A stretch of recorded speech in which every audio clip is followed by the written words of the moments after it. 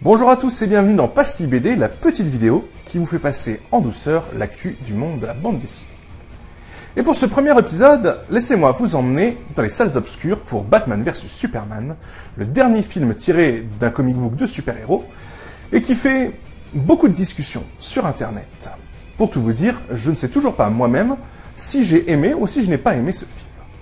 Mais donc, au-delà du buzz et des débats, laissez-moi revenir à l'essence de ce qui est important, c'est-à-dire la bande dessinée.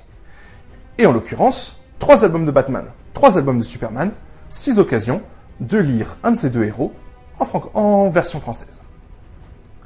On commence avec Batman, le Chevalier Noir. Et, en l'occurrence, la série éponyme issue du relaunch des New 52, c'est-à-dire la série Batman, 7 tomes, scénarisée par Scott Snyder et dessinée par Greg Capullo, entre autres.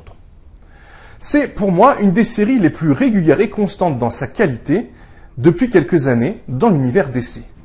Vous y trouverez notamment une relecture du personnage du Joker qui ne devrait pas vous laisser indifférente.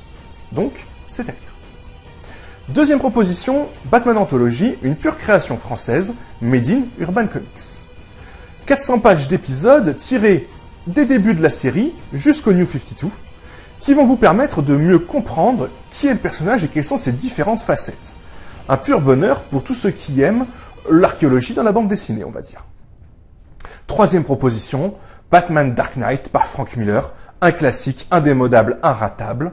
C'est, dans un futur proche, un Batman qui sort de sa retraite pour mieux pouvoir latter la tronche d'un gang de criminels inspirés du Joker et d'un Superman devenu légèrement totalitaire au service de l'État américain. Évidemment, ça défouraille et ça a largement inspiré Batman vs Superman. Après Batman, le justicier iconique, Superman. Première proposition, Superman Red Son. C'est une relecture passionnante, une uchronie, qui voit Superman non plus tomber dans le champ des Kent dans les années 50 au Kansas, mais dans un kolkhoz en URSS à la même époque. Et donc, qui voit Superman devenir l'icône du régime stalinien.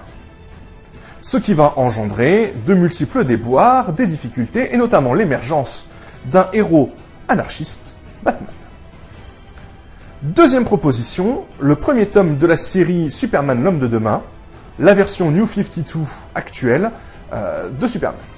Scénarisé par Geoff Johns et dessiné par John Romita Jr., c'est puissant, c'est élégant, ça vient discuter la place de l'homme et comment Superman est devenu celui qu'il était, sans doute plus efficacement que dans le film dont on parle juste derrière moi.